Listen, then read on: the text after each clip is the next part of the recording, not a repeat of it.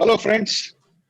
Welcome to this yet another interview of yet another specialist professional from the field of optometry. We have today with us Samir Ganu, who's been in this field for more than 2 decades. Welcome, Samir, to this program. Thank you. Thank you. Very pleasure having you on this program. Yeah. So, for the information of our viewers, Samir actually did his graduation in optometry more than 2 decades ago. And then later on, he moved on to do his post-graduation. And as a feather in the cap, he did his fellowship from the Boston Foundation of Sight, Boston Foundation for Sight in the United States of America. Today, he is a lecturer in the School of Optometry in Mumbai and Pune. And in the past, he has presented many scientific papers in various international conferences, specializing in low vision and contact lens. So we have with us a very, very accomplished optometrist who is also an optician. But for the benefit of the commoners, the first question I'm going to ask him is if he could throw a little light on distinguishing between ophthalmologist, optometrist, and an optician. Sure. That the difference between ophthalmologist, optometrist, and optician.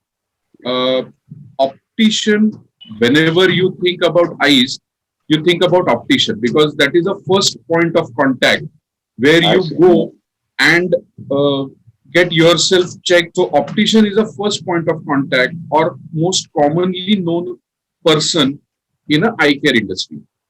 Not necessarily all opticians has a optometrist working with them, or all opticians need not to be optometrist. Unfortunately, in India, still we are fighting for the regulatory body who will differentiate between ophthalmologist, optician, and optometrist. Oh, so you mean to say the Indian Medical Association or any of your optometry related body regulator has not distinguished between these? Health Ministry. There is a discrimination. The Health Ministry also identifies, but all three, especially optician and optometrist, both two professions are slightly intermingled or cannot be differentiated clearly. What I mean is, ophthalmologist, that is eye surgeon, where you go and see him for cataract surgery or glaucoma surgery or retina surgery. You go and meet him. But as soon as you enter any eye surgeon's eye clinic, you will first encounter with the optometrist. Because optometrist is a person who has an in-depth knowledge about the subject as far as checking a particular eye with respect to power, that is eye power, or getting the vision corrected, or a diagnosis that what kind of eye specialist that particular person should look for. Like patient don't come to us saying I have a cataract. He come with the complaint that I have a blur vision. So under the blur vision, there are variety of differential diagnoses that either it could be because of cataract, or it could be because of retinal disorder, or it could be because of something else. So that differentiation optometrists make, and accordingly he refers that particular patient to the particular ophthalmologist. Ophthalmologist again is a very broad term. Under ophthalmology, there are several other specialty like cornea specialist, cataract specialist, glaucoma specialist. They all, so if you go to any optician, that optician will give only, he will correct your eyes with respect to your spectacle, but he cannot diagnose, he cannot type of blur vision is because of what. So for that you need to visit an optometrist. Right. Thanks, Samir, for clarifying between these three terms, ophthalmologist, optometrist, and optician. Thank you so much for that. So now I move on to actually my first common question, which I ask all the professionals.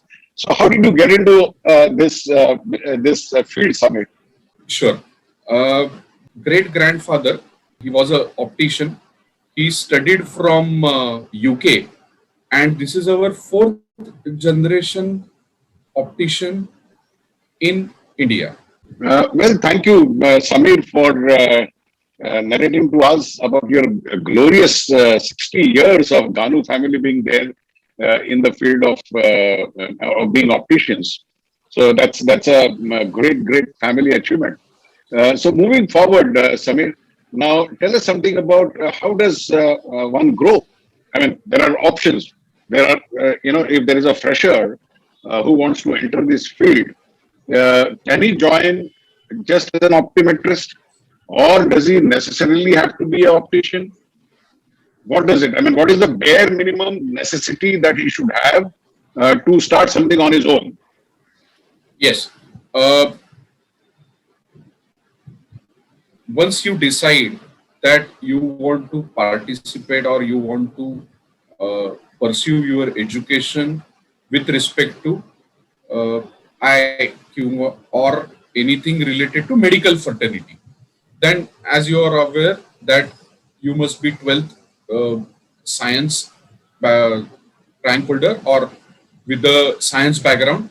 Uh, Once you pass your 12th HSC exam or ISC exam, there is an entrance exams at various optometry schools which happens between July, August, September months. There are various schools across India, especially for optometry. That is, the degree is called as BSc in optometry. That degree enables you to practice as an optometrist across India. That Okay. BSc in optometry is a bachelorate program that is 12 plus 3 years. In some colleges, some universities, it is 12 plus 4 years. The fourth year is a for internship. In Okay. few colleges, it is 12 plus 3 years. Right. So, Samir, my question is, So that is once a someone does bachelorate this, degree. yeah, my question, If you Samir, want is, to pursue, if you my question, Samir, is if someone does this optometry course, whether it is a 3 years course or a 4 years course, my question is, does he have to pick up a job, or if he wants to start on his own, what is the bare minimum necessity infrastructure that he should have?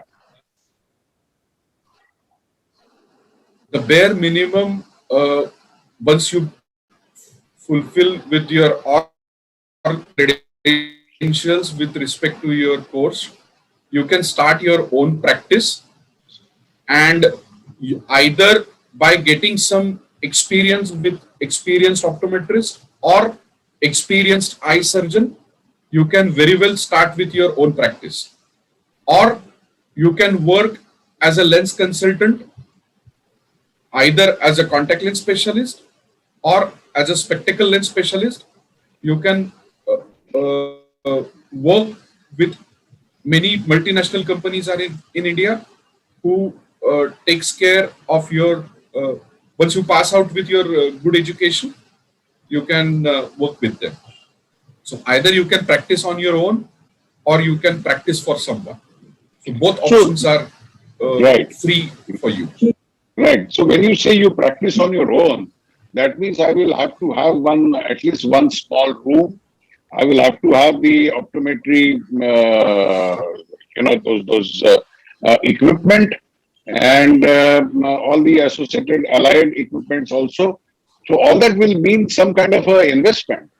So what would that investment be? The basic. I mean, Yes. it could vary from city to city. But what is the most basic? The cost of let's say the cost of the equipment itself. Uh, as you said correctly, it varies city to city.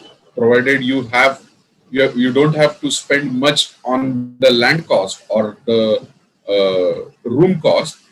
Apart from that, anything to start with, anything between 5 to 10 lakhs is sufficient to start your own optometry clinic. Oh, I see. Okay. That includes various instruments Yeah. which any optometrist use on frequent basis, plus a good interior if you want to make for your good clinic. So anything between 5 to 10 lakhs is a maximum is 10, minimum is 5. That once you Right. before you start, you should have that much.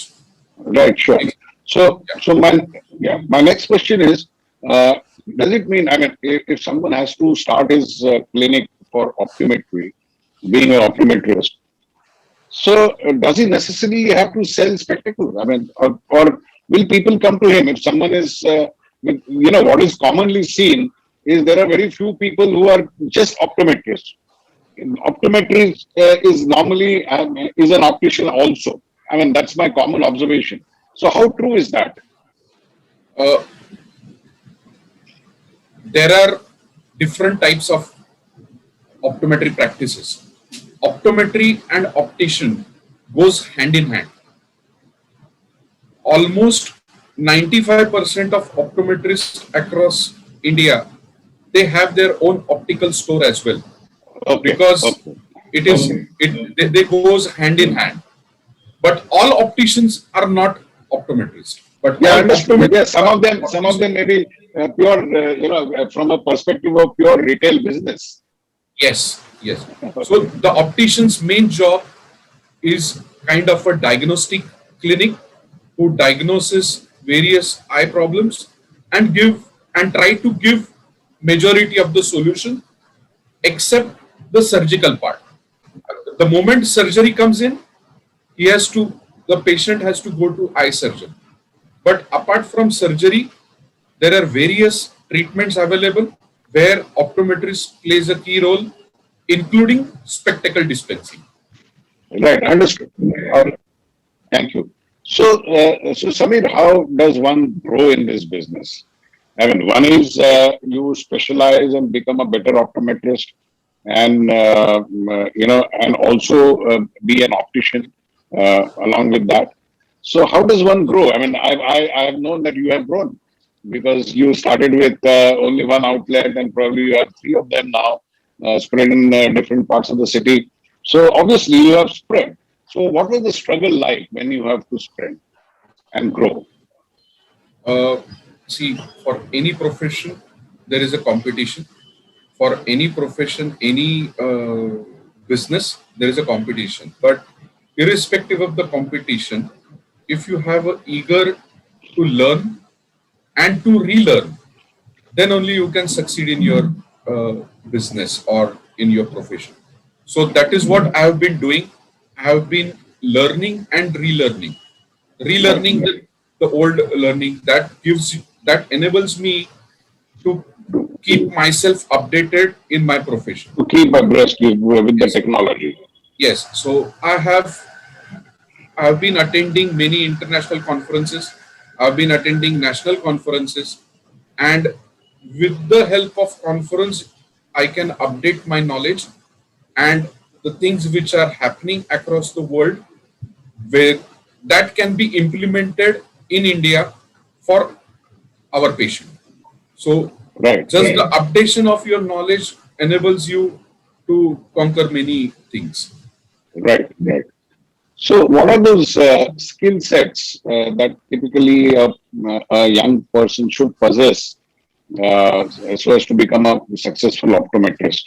I will not ask about the optician, but particularly if someone has to be a good optometrist, what kind of skill set should he possess? See, when if you meet any optometrist, and if he has an in-depth knowledge about his subject, plus as soon as the diagnosis must be perfect, and he should be knowing that at what point of time his patient should see an eye surgeon.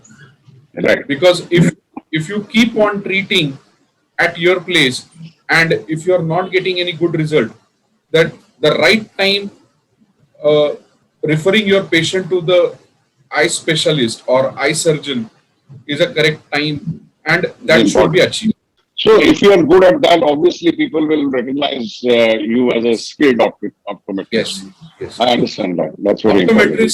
Optometrist has a major role in counseling. Like many patient comes to us for the advice of LASIK surgery. Many patient comes to us for the advice of if they have very poor vision, then we give them low vision devices. So all optometrists don't have that skill that what type of low vision should he be using, Right. what type of contact lens he should be using. So in optometry also there are various specialties and one must concentrate on each specialty to get the better results. Can you amplify a little more on the type of specialties that are there, and how should Yes, one decide which one to choose? yes. So uh, there is something called as counseling part, as I explained. In counseling, if you go to any eye surgeon, that eye surgeon's job is to do a surgery. His job is not to convince a patient or make him understand what type of surgery he is going to go through. So if you go to any eye surgeon, that what type of lens he should be implementing at the time of cataract surgery, that counseling part is done by an optometrist. Okay. The various characteristics of a particular lens or various types of lens available.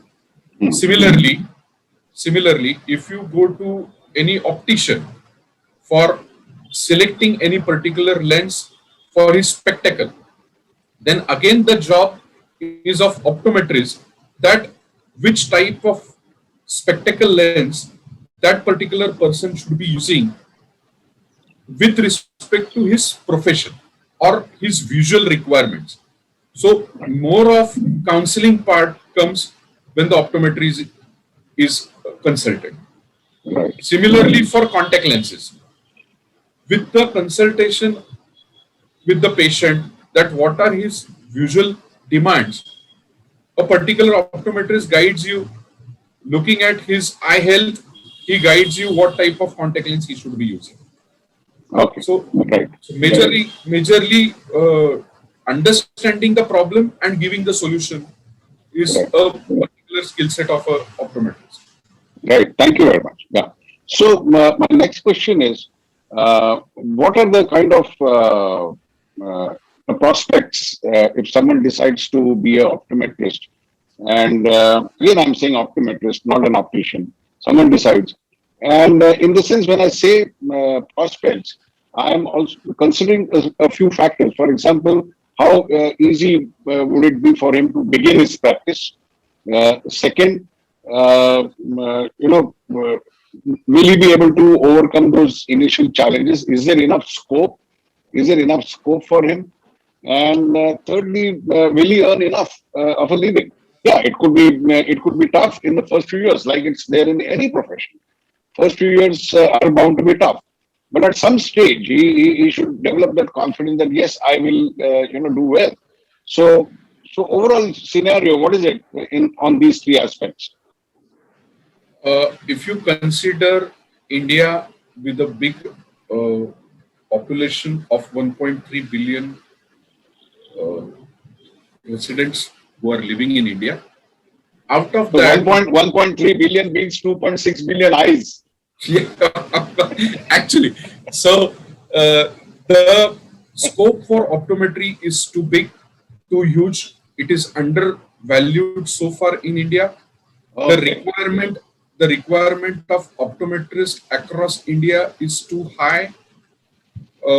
Out of 1.3 billion people, almost 15 to 18% has a refractive error. There is a great statistics available on Google or various platforms. There is a huge demand for optometrists for uncorrected refractive errors.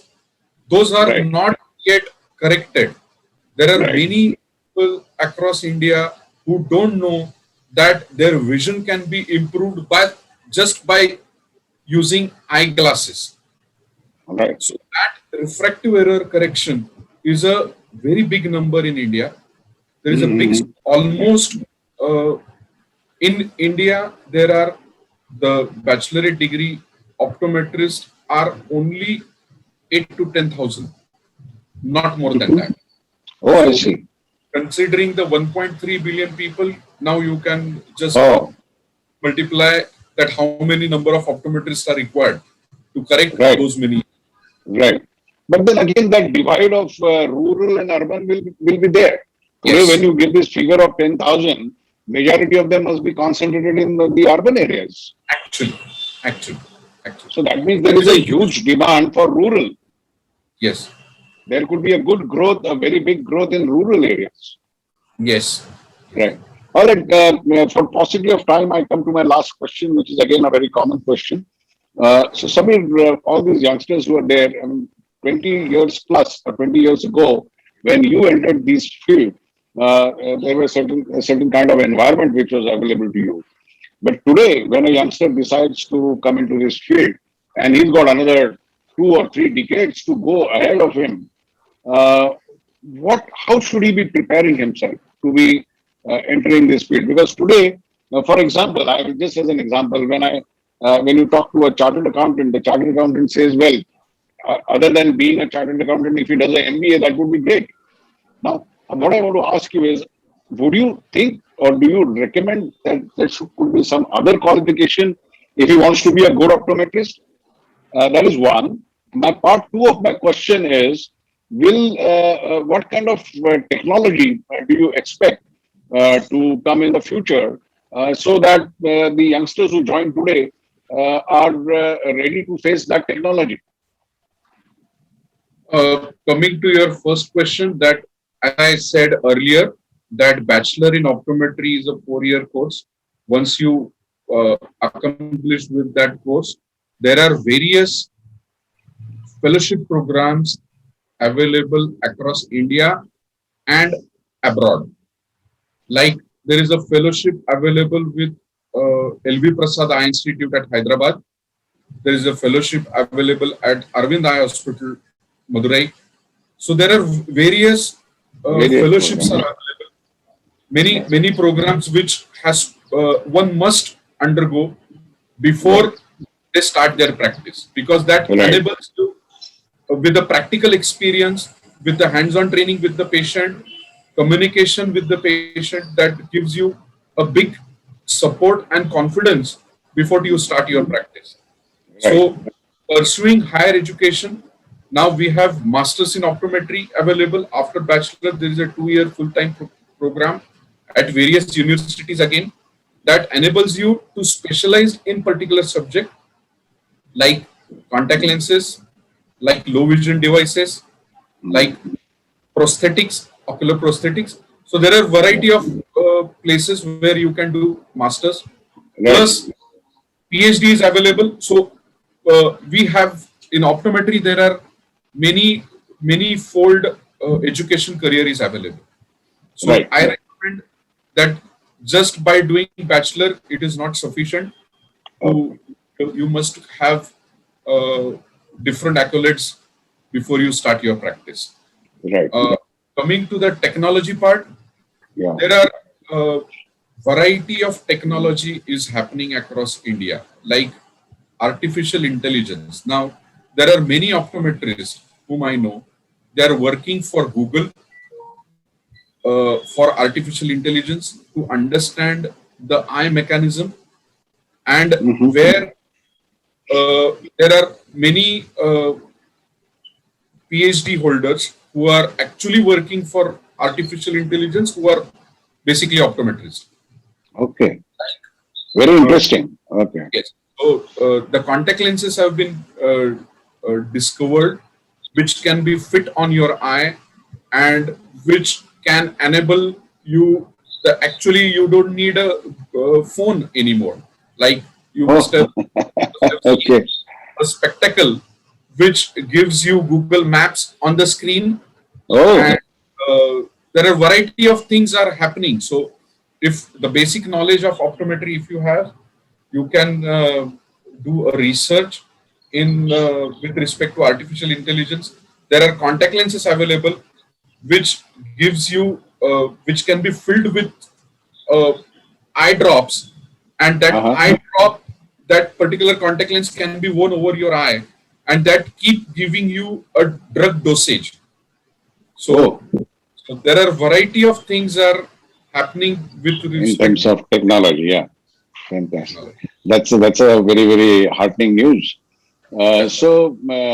Thank you so much, Samir, for being with us. I'm sure your interview is going to spur a lot of interest in this field of optometry, and all our viewers are going to immensely benefit from that. Thank you very much, and all the very best, Samir, for your future. Thank you, Anil sir.